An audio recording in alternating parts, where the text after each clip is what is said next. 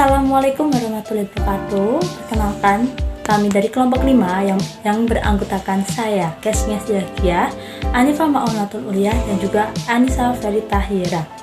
Di sini kami akan memaparkan materi mengenai aspek keperilakuan pada perencanaan laba dan penganggaran. Materi yang akan kita sampaikan yaitu mencakup fungsi dari perencanaan laba dan anggaran, pandangan perilaku terhadap proses penyusunan anggaran, konsekuensi fungsional dari proses penyusunan anggaran, relevansi konsep keperilakuan dalam lingkungan perencanaan, dan juga konsep-konsep keperilakuan yang relevan dalam proses penyusunan anggaran. Materi yang pertama yaitu fungsi dari perencanaan laba dan anggaran. Anggaran merupakan perencanaan manajerial untuk tindakan yang dinyatakan dalam istilah-istilah keuangan. Anggaran merupakan rencana laba jangka pendek yang komprehensif yang membuat tujuan dan target manajemen dilaksanakan. Anggaran adalah alat manajerial yang memastikan perencanaan target organisasional dan memberikan pedoman yang rinci untuk operasi hari. Ada beberapa fungsi anggaran. Yang pertama yaitu anggaran merupakan hasil akhir dari proses perencanaan perusahaan.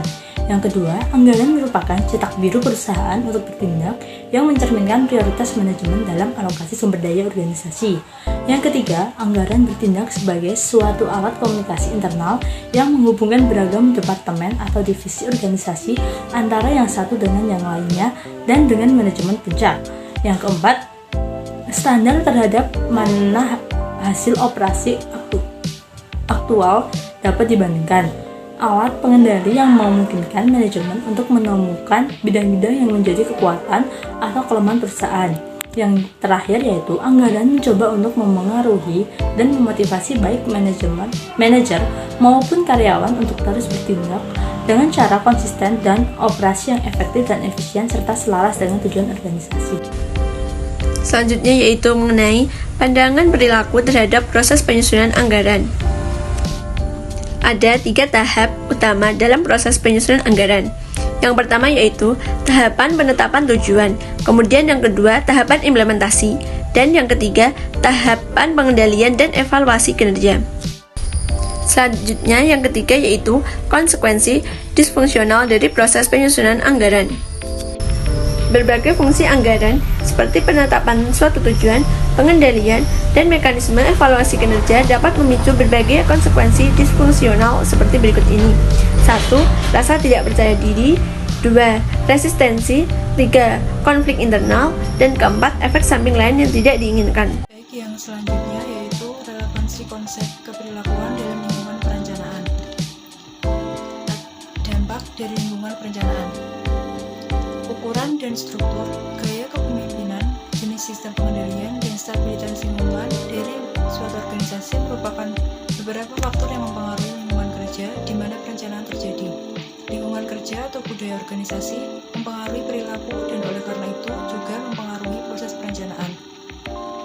Perilaku manusia bersifat adaptif dan berbeda dari suatu tindakan tertentu oleh manajemen puncak dapat mendorong perilaku dan hasil anggaran yang menguntungkan, sementara tindakan yang sama di lingkungan yang berbeda dapat mendorong perilaku yang tidak diinginkan dan hasil anggaran yang disfungsional.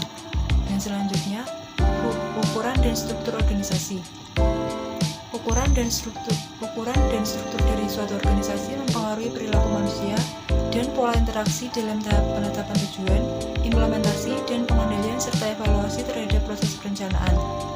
Ukuran organisasi mungkin dipandang sebagai jumlah karyawan,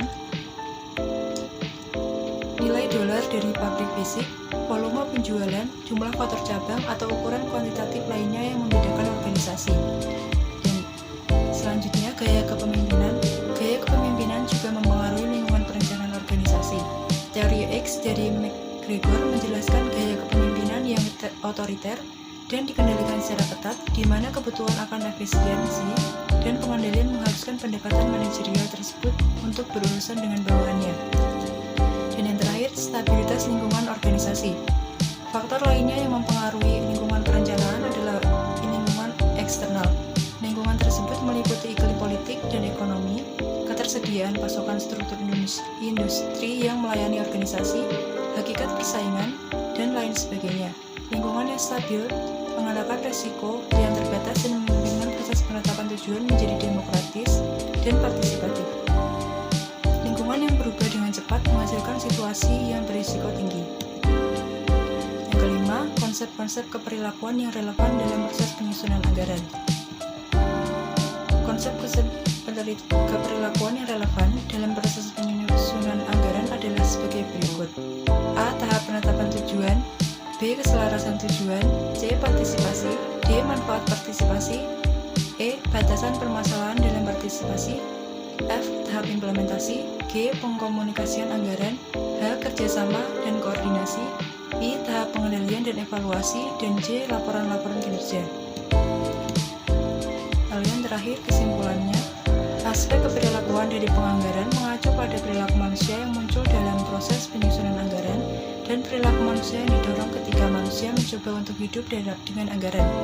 Anggaran seringkali dipandang sebagai penghalang atau ancaman birokratis terhadap kemajuan karir, struktur organisasi, budaya organisasi, gaya kepemimpinan, tingkat partisipasi karyawan dalam mengambil keputusan, jumlah slack yang diperbolehkan, dan tingkat tekanan yang akan didorong oleh anggaran tersebut adalah beberapa faktor yang mempengaruhi jawabannya.